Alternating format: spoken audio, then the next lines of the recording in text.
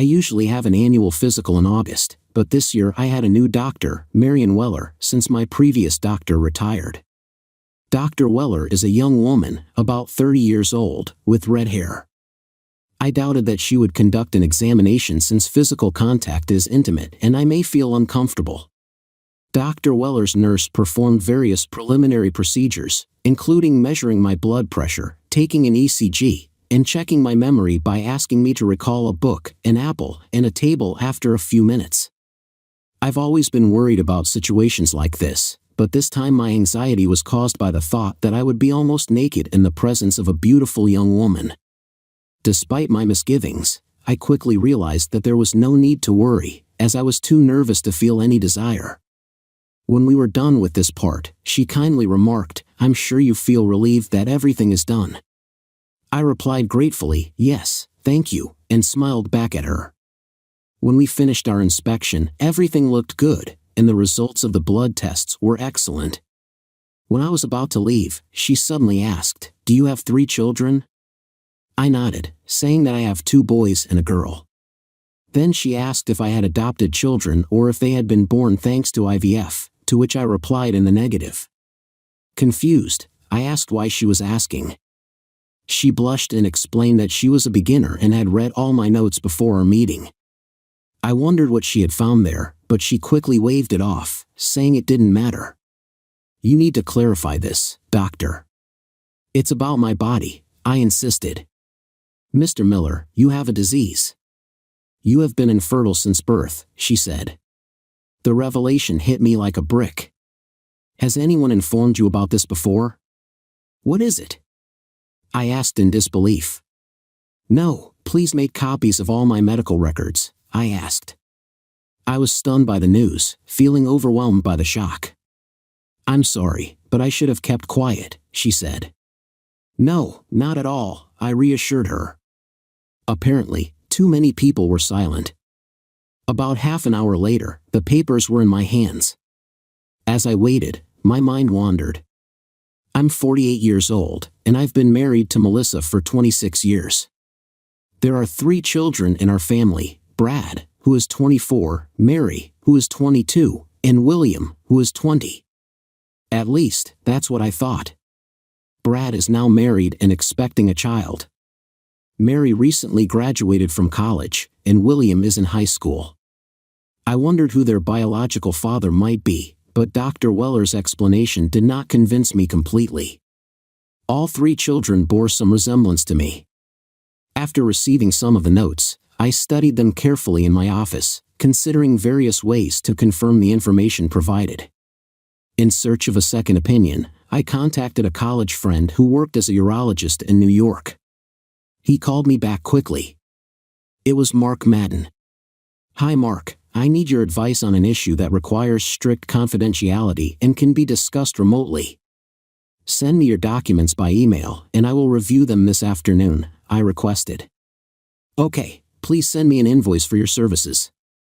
"Thank you for your prompt help," I added.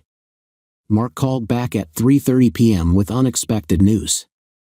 "Ted, I found out that you were born with a disease that led to infertility. I don't think you knew about it when you were born, and you were diagnosed. There was nothing you could do, but we have made progress over the last decade. Mark, could you send me a textbook on this topic?" I asked. "Of course, I'll email it to you within 10 minutes. "Thank you, Ted," Mark responded. "Do you have children?" he asked.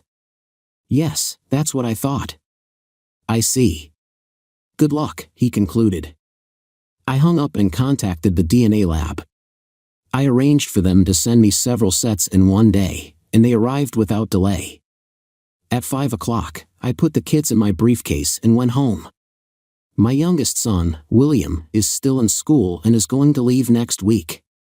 After thinking about it, I decided that it would be enough to test one of the children. When I got home, I found Will reading in the living room while Melissa was cooking. Melissa, who usually finishes work early, works as a real estate agent at my older brother Robert's agency. Thanks to her culinary skills, the air was filled with the aroma of fish. The 3 of us tried the crispy cod and salad, which were delicious. I think Mel caught my hesitation, although Will probably didn't notice.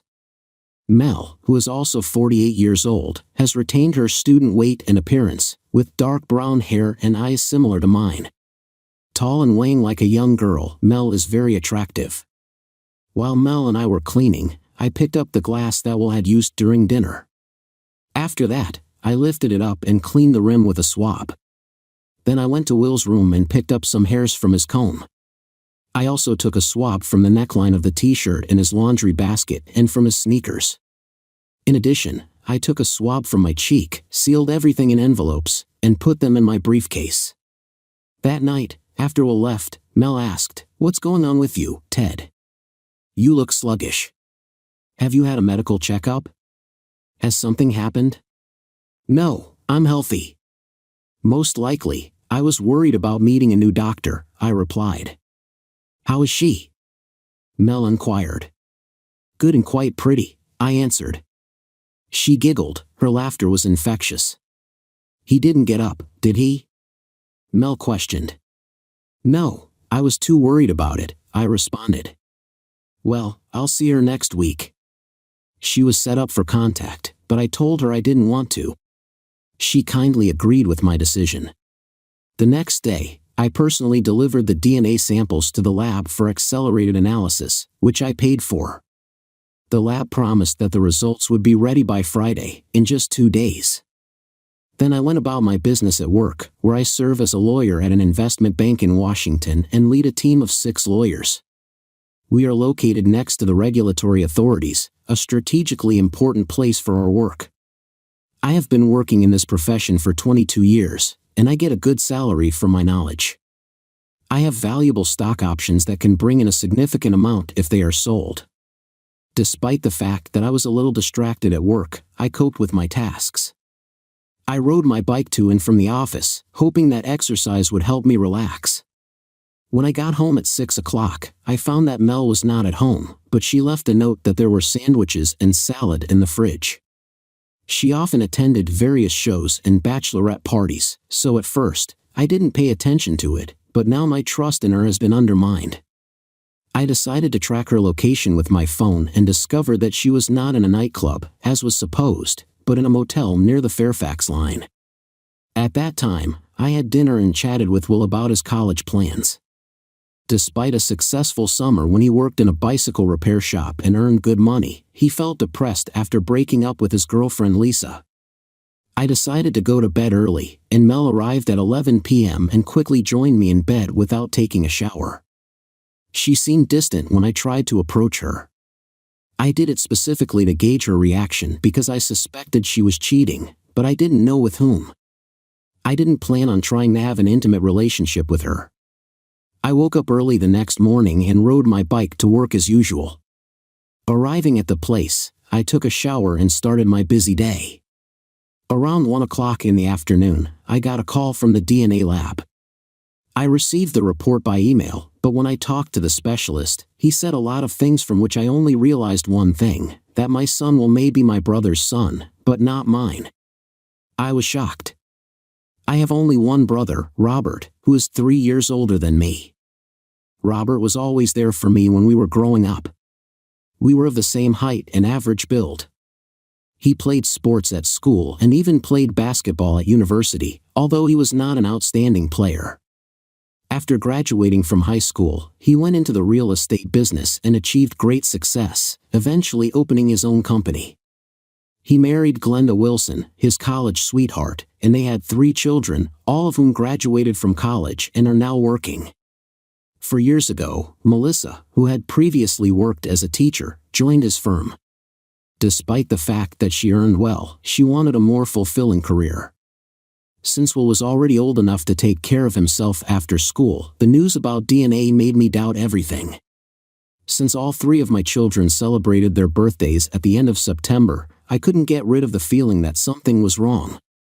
This year, the countdown to Christmas turned out to be different. Mel and I decided to give up birth control pills when we wanted to start a family. It took several months of trying before Brad showed up just before Christmas. During the Christmas holidays, Rob and his family took part in the usual big family celebration after Christmas that year, and for many years to come. Mel and her friend Linda Green went on a week-long meditation retreat. They left on Boxing Day, the second day of Christmas, and returned for the New Year, sometimes extending their stay for another week. The retreat took place at a center in the mountains of West Virginia. When Brad showed up, Mel didn't go the next year, but she went again the next time. Mary was born in September of the following year. While Mary was still breastfeeding, no seminars were held, but Mel and Linda resumed their attendance when their daughter turned 15 months old. In September of the following year, Will was born, and the field seminars continued for several more years. Eventually, Mel stopped attending seminars when she got a job with Rob. Linda, who had been Mel's best friend since college, also joined Rob's new company. This went on for some time. The following weekend, we drove Will back to college. I rented a minibus for the trip, and on Saturday, we enjoyed a pleasant 2-hour ride. We had lunch with Will, helped him move into his friend Mike Watson's apartment, and then said goodbye. Alone in the car with Mel, I was unusually silent. Eventually, Mel noticed this and asked what was the matter. Worried, she said, "You didn't even talk to me. What's on your mind?" "I have a lot on my mind, Mel." "I'm not going to talk about it right now," I replied. "Ted, you're not lying about the medical exam, are you?" she questioned. "Let's not dwell on it, Mel." "That's my suggestion at the moment," I said. We barely spoke for the rest of the hour-long ride. I left her at her destination and got back in the car, then headed to the nearest bar for a beer. As I sat in the bar, my anger grew, and it seemed to me that I could see everything through a red haze. I must have scared the young girl running the bar with my gaze. I threw a tenner on the counter and walked out. I had a group of friends with whom I played cards and tennis, but my best friend was Ned. I decided to visit his house, even though his wife, Sadie, and Mel never got along. Sadie and Mel weren't close, their children also went to college. When I arrived and rang the bell, Sadie opened the door, and Ned was standing next to her. It was immediately clear to them that I was not in the best shape. Ned has a cozy gym in the garage in the backyard. I told him that I needed to unwind, and we decided to do self-defense at the gym. I knew he had a punching bag because we trained together once a week. Without hesitation, we went to his backyard. I put on my gloves and started pouncing on the heavy bag with all my might, as if my life depended on it. Ned calmly watched me lose my temper, but then I started paying more attention to technique. I kept hitting and hitting until I finally fell down. Ned came over, helped me up, and led me into his house. I collapsed into a chair on his terrace, where Sadie kindly brought me some water. When I started to come to my senses, I burst into tears. Ned asked if anyone was dead or injured, but I assured him that they weren't. My emotions turned to anger, and I growled. Ned and Sandy wisely left me alone. 10 minutes later, Ned returned with a beer, and Sadie sat down next to me. I insisted that they keep quiet, and then I told them all the details. Both were stunned. Ned asked, "How did you find out about this? And shouldn't your parents have been aware?" I thought for a moment. When I was a child, my medical record clearly indicated this disease. "They should have known," I replied. Sadie asked, "What do you plan to do next?" "To be honest, I have no idea. But let's not get too hung up on it. Please don't hit him like you hit a punching bag. Prison is not the best place," Ned cautioned. "I'm not going to do that. I think it would be better if I went home now." "She will worry, but I want to avoid confrontation for now," I said. I returned to my house, where Mel was waiting for me at the door. "Where have you been?" "I was so worried," she said. I explained that I had stopped by for a beer and to meet Ned, and then went to his house to help with carrying bags. "I'm sorry. I should have called," I confessed.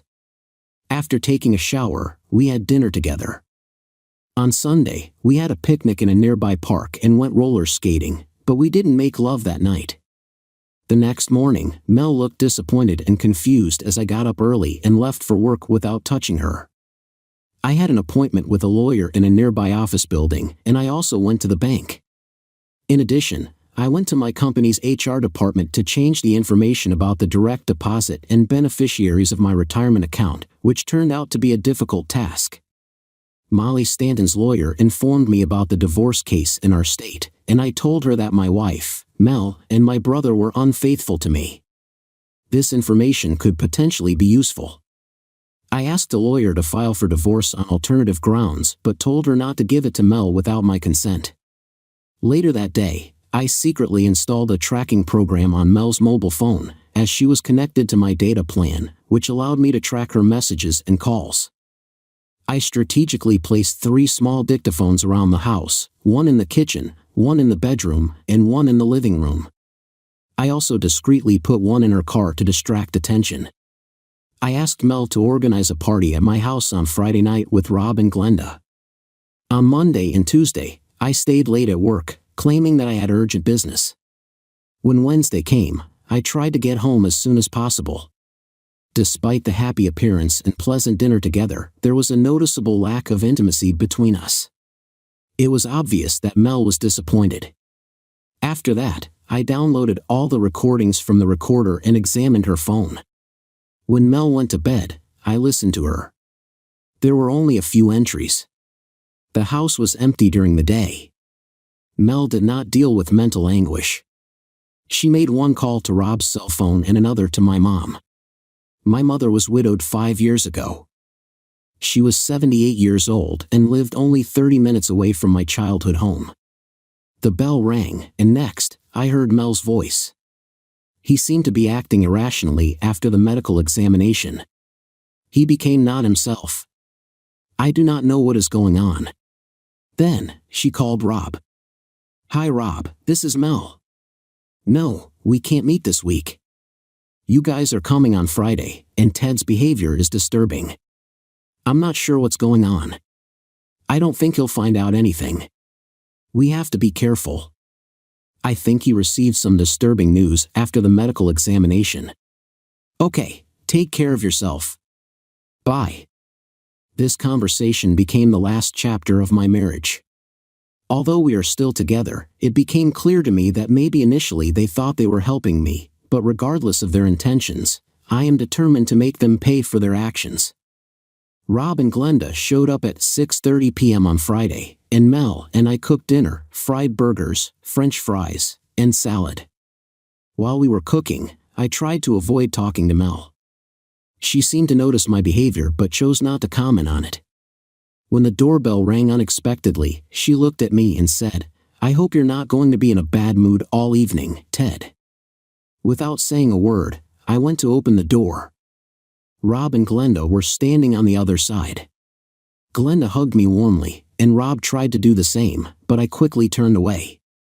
I poured them drinks, beer for Rob and white wine for Glenda, and we all gathered on the terrace. Taking a deep breath, I finally spoke up. "Mel, I'm divorcing you. You will receive a divorce petition on Monday.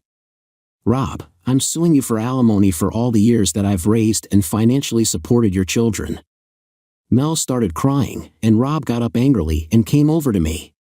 "You're an idiot. I'm going to hit you now," he threatened. Glenda watched in shock as Rob tried to hit me while I was sitting on the porch. I managed to dodge his punch, causing my chair to tip over. Rob was laughing at me. "Are you angry? You're a hypocritical jerk. Let's deal with this right now." Growling, he rushed at me, waving his fists. I quickly dodged his attack and landed a powerful punch in the stomach. Despite his best efforts, he couldn't match my strength. When he was writhing in pain, I didn't hesitate to hit him again.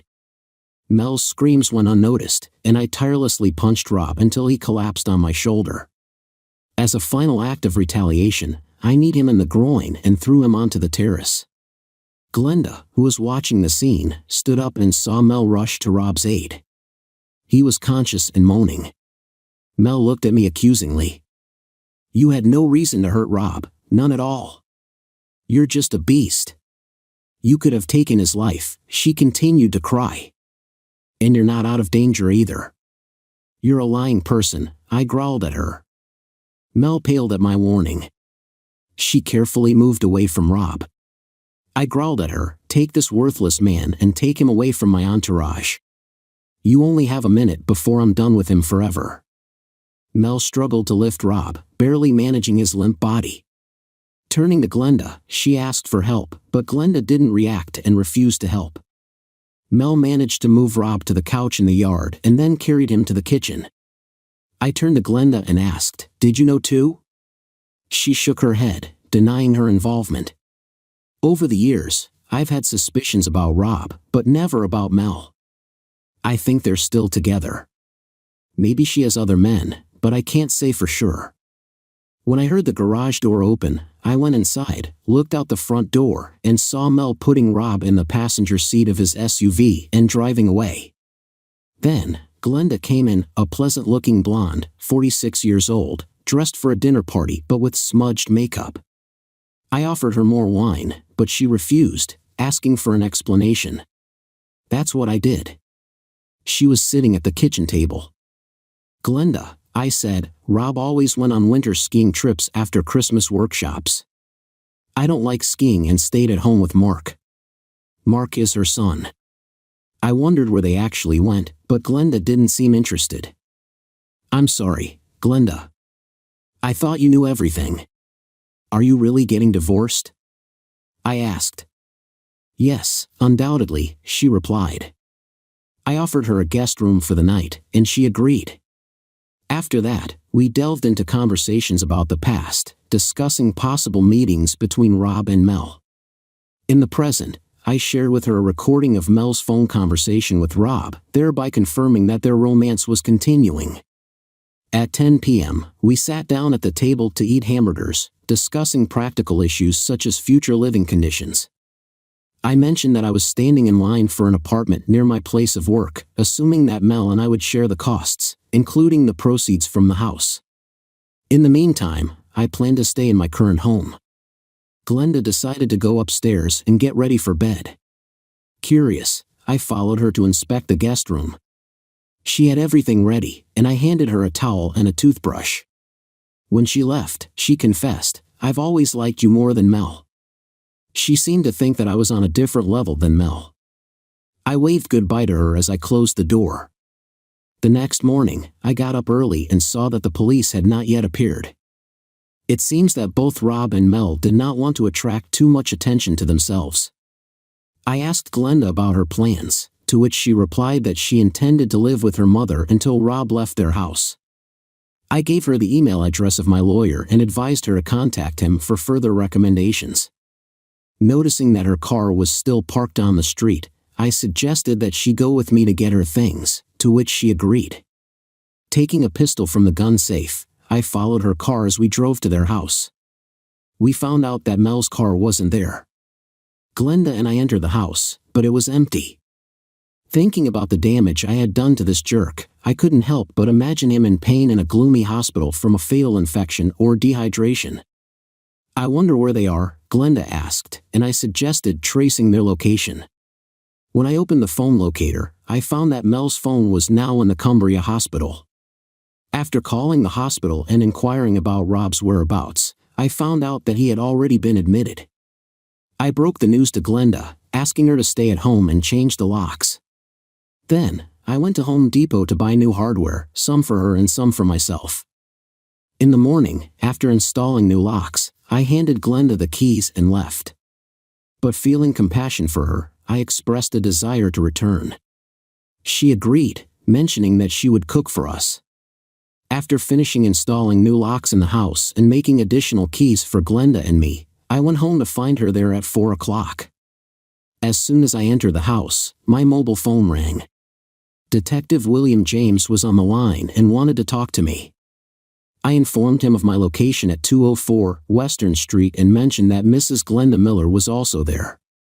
He asked if she was the second witness or the victim's wife, to which I explained that she was not the victim and confirmed that she was the wife. Detective James agreed to come, promising to arrive in 15 minutes. He was a short and stocky man dressed in a formal suit and luxurious loafers. Glenda invited him into the house, where he introduced himself and asked if it was comfortable for the two of us. She calmly replied, "No, it's our spouses who betray us, not us." She looked at me and added, "For now." James's gaze darted between Glenda and me, his expression unreadable. "Maybe you'll get lucky, baby," I replied. "Maybe." I glanced at Glenda, who met my gaze without flinching. I couldn't help but feel that this was not the most effective way to conduct a police interrogation. James said he'd like to talk to Mrs. Miller first. Glenda took him to the backyard, where he turned on the recorder on his phone. They talked for almost 20 minutes, after which he asked to talk to me. Glenda whispered as she passed me, "I'm serious." Her seemingly sincere offer looked like a deceptive distraction. Despite my admiration for her and her looks, I was not one to be fooled. Despite this, the detective insisted that he was gathering information and urged me to tell him what happened. I started with the shocking news that Rob is actually the father of my children, which was a recent discovery for me. I explained in detail about our dinner on Friday and Rob's unexpected reaction, as well as our subsequent disagreements. I told him all the details I could remember.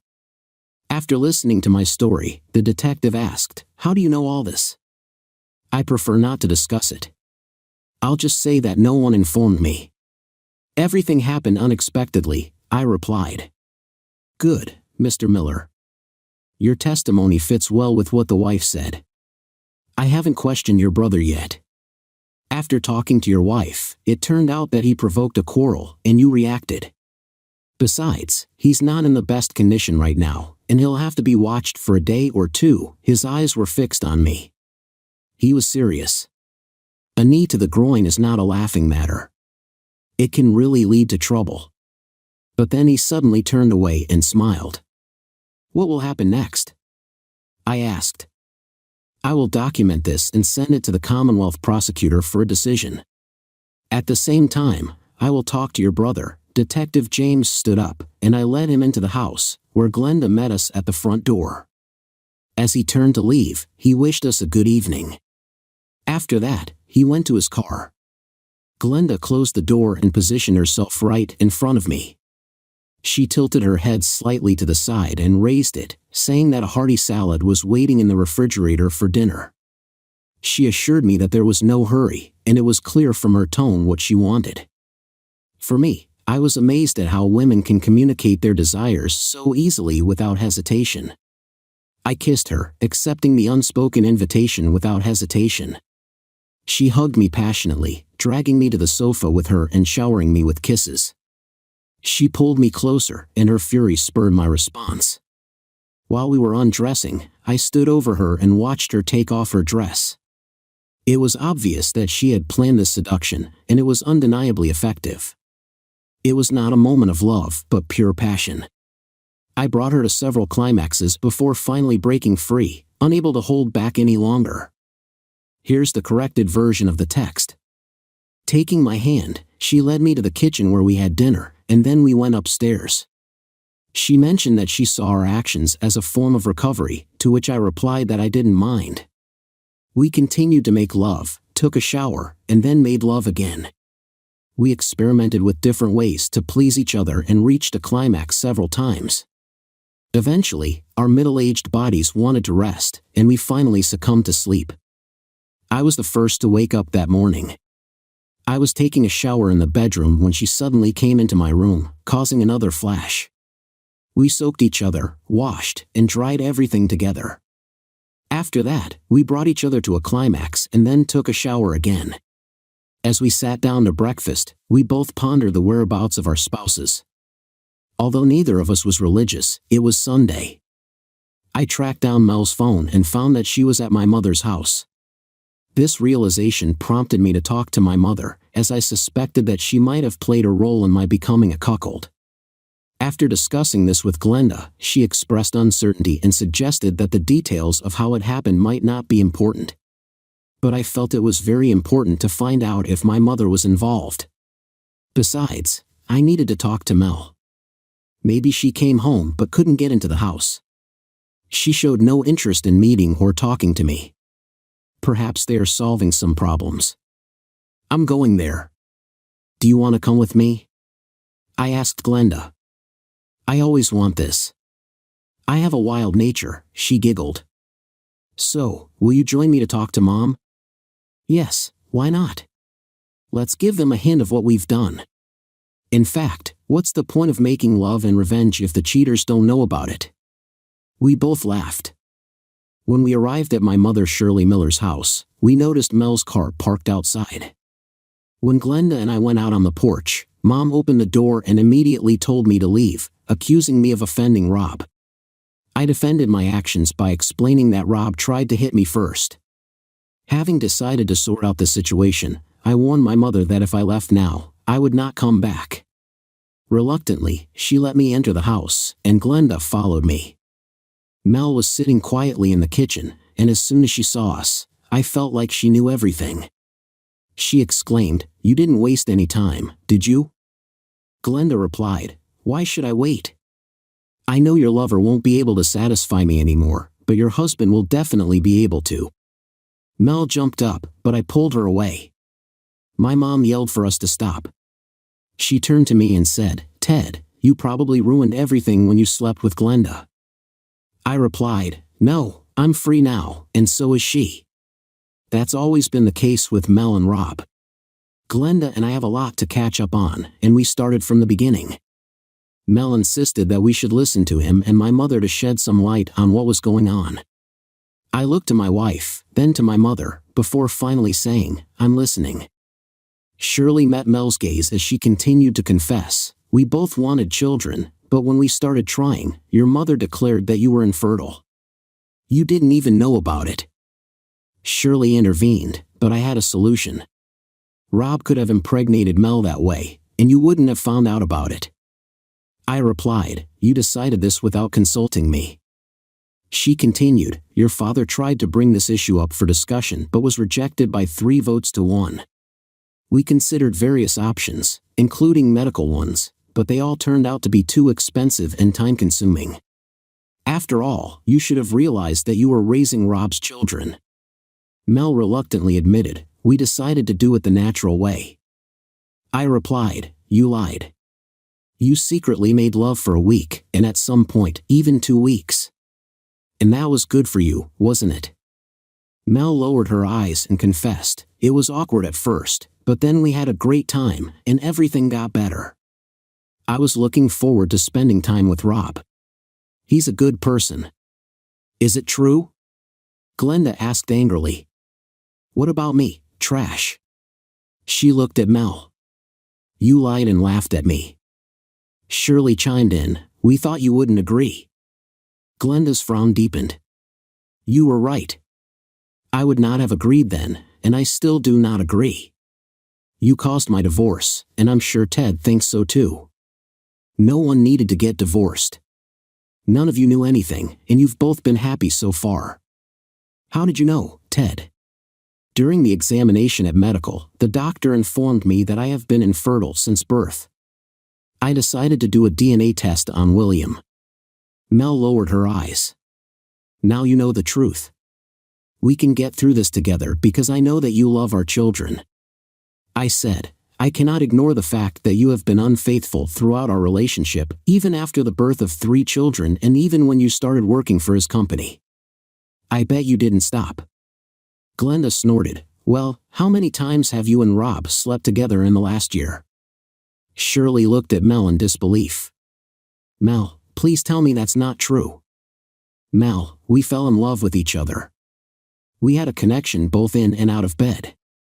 That's why we kept seeing each other," I added. "Yes, like last week at the Shady Pines Motel," Mel looked shocked. "Have you hired a private investigator?" I chuckled.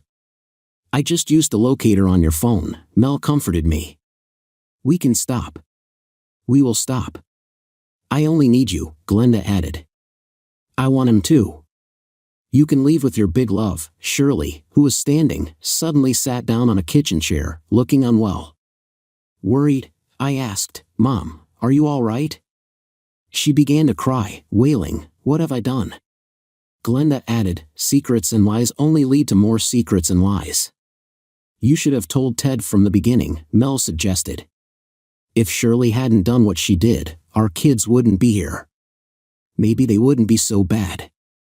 You, Rob, and my mother conspired against me, resulting in my life being built on deception and betrayal. After reflecting on my past, I realized that everything I knew was a facade, and my entire existence was a lie. Overwhelmed with grief, I sat down, and Mel came over to me. Unable to stand her presence, I pushed her away and burst into tears. "Don't ever come near me again, Mel." Glenda hugged me tightly, and the two of us shed tears. Eventually, I got to my feet, and we walked away. When we returned to Glenda's house, we were gloomy. I helped her with the garden and mowed the lawn, after which we sat down to lunch. A conversation ensued, and I couldn't resist asking Glenda, "Are you absolutely sure about the divorce? You and Rob have been together for so long." Glenda agreed. "I remember our previous conversation about how you felt like your life was being taken away. I feel the same way. I'll go with you to a meeting with a lawyer tomorrow. I don't see a way to come to terms with the situation because the anger has been building up for a long time. I have to think about the welfare of the children. Are you thinking about how to explain the situation to them in case of divorce?" As a result, I decided to contact them by phone or letter and ask for a conversation. After lunch, I sat down to write a letter to my 3 children. In the letter, I tried to express that no matter what, they will always be my children, that they will always be the ones I cherished and cherished. Then, I sent them all an email asking them to call me. About an hour later, my cell phone rang, and it was my daughter, Mary. "Dad, are you all right? How are you feeling? It's very difficult for me to get over it. You should know that I love you. You are my dad forever. I'm trying to understand the situation with your mom and grandma. How could they do this to you? Grandma thought she was helping, but I didn't realize that their actions would have long-term consequences. I will never be able to forgive Mom for being involved in this. Further actions depend on me, and I do not know what to do next. I hope we can find a solution that is at least somewhat friendly. It's not going to be easy, but I just wanted to talk to you. I love you." "I love you too." We ended the conversation and hung up. 2 minutes after Brad's call, William got in touch. He looked more hesitant than the others. He confessed, "When I was home alone while everyone was at school, I noticed something strange about my mom. I tried to ignore it, but I couldn't keep it to myself anymore. I'm sorry, Dad. It's all in the past. Don't dwell on it. You find yourself in a difficult situation, not understanding the full depth of what is happening." Our conversation ended shortly after it started. It was difficult for Will to express his thoughts. He was always very attached to his mother. That's what I thought. I doubted he really understood much about her and Rob. Glenda was in the kitchen flipping through an old photo album. I joined her, and we came across photos of both our families in their youth. Soon, tears began to flow down our faces. Glenda hesitated, suggesting that maybe diving into the past wasn't such a good idea. I hugged her tightly and gave her a friendly kiss while we reminisced about the past. Eventually, we went to bed and fell asleep together without any intimacy. The next morning, we visited a lawyer named Millie Stanton, who seemed hesitant to talk to both of us at the same time. Despite her initial discomfort, we insisted on discussing our problems together. Millie was a middle-aged woman with a 50s-style hairstyle who exuded calmness despite her gray hair. Despite the hairstyle, I liked her. She talked about the rules of divorce in our state, mentioning that adultery used to be a common reason for divorce, but now it happens less often. She noted that our circumstances are unique, and we have developed a plan according to which we will both file for divorce, and I will demand alimony from Rob. Millie didn't want to involve Glenda in this process because of their financial ties to Rob. She offered to either file the documents immediately or wait until the end of maternity leave and sue Rob. I asked Millie to file a lawsuit at work and at the same time as Rob. It was supposed to happen on Wednesday. I took Glenda to her bank to split up their property. After spending some time at the bank, we had a late lunch at the Italian restaurant Bon. We returned to Glenda's house around 4 o'clock. I decided to go back to my house, and Glenda came with me. No one touched the new locks. We entered the house, and she looked around, recognizing the familiar surroundings she had known for many years. When I turned to face her, she was standing next to me with a determined look. "I want you to make love to me on your bed right now," she said urgently. Unable to resist her sincere plea, I picked her up in my arms and carried her upstairs to the spacious bedroom. She laughed playfully and said, "You are so brave and strong. Rob definitely couldn't do that." We both got undressed, mirroring each other naked, and then fell onto the bed.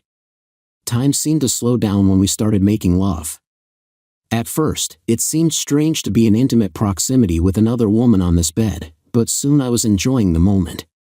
She was wild and passionate, taking whatever she wanted.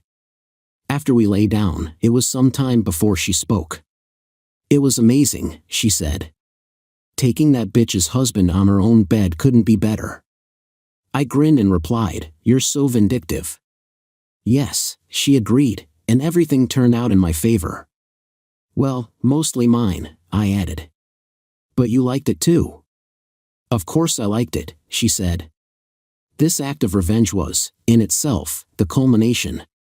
"Yes," she laughed, "we spent the whole night making love until we finally stopped.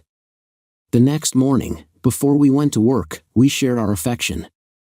After taking a shower, we shed a few tears, then packed up and went to work. Glenda decided to wear one of Mel's work outfits, which I expected was a form of revenge. The outfit was too tight for her. While I was at work, Mel called me and said she needed to go home to pack her things. "I can meet you at the house at 6. "Has Rob been discharged from the hospital yet?"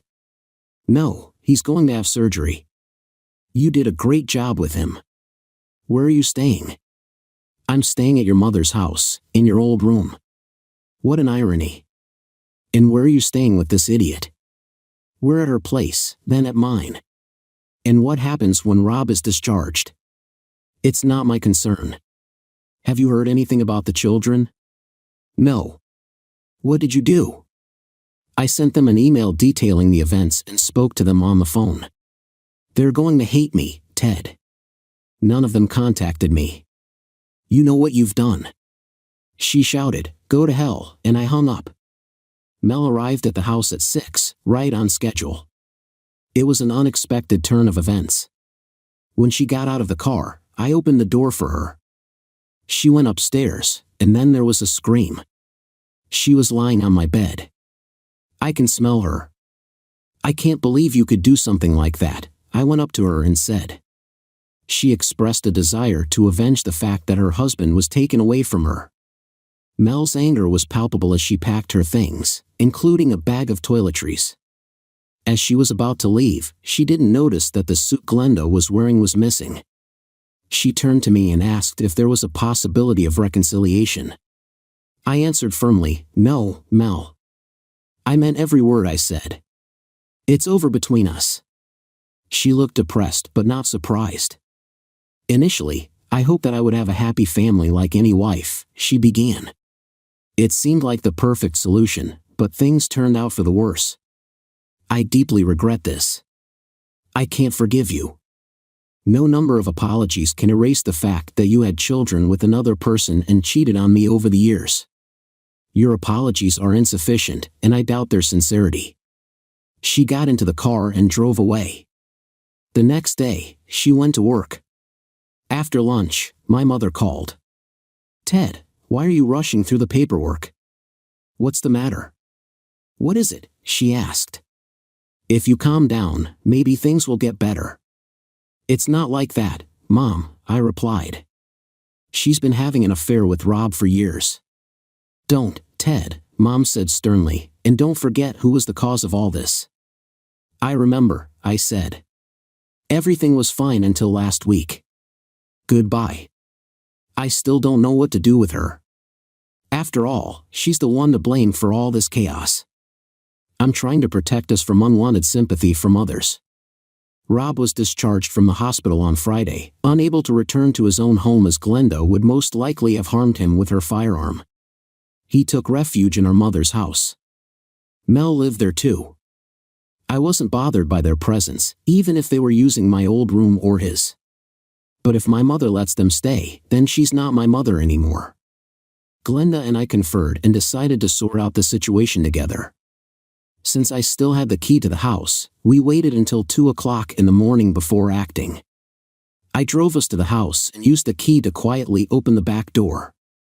As a precaution, I brought a pistol with me in case of possible danger.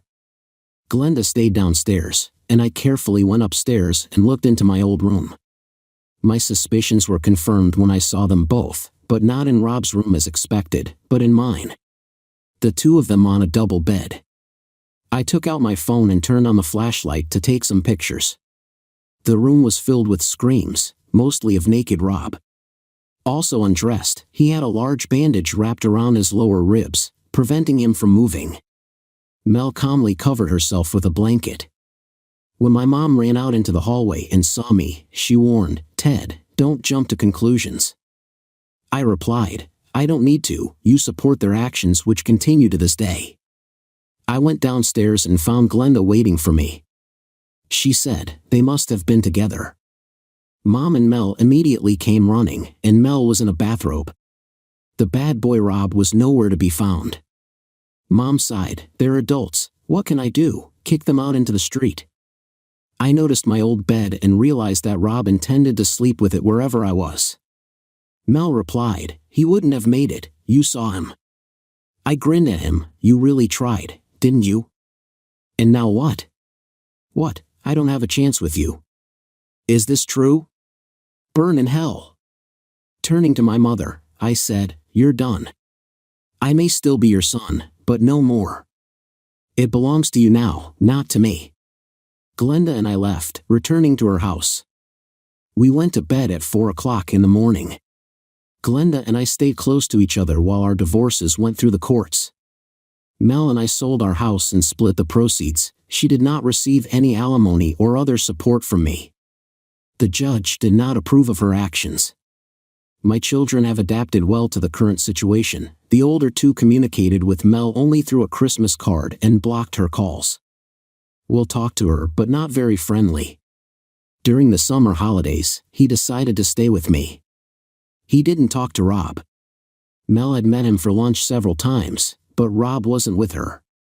Will avoided talking to him as a result of the divorce. Glenda received most of the property, including the house and a significant part of Rob's business.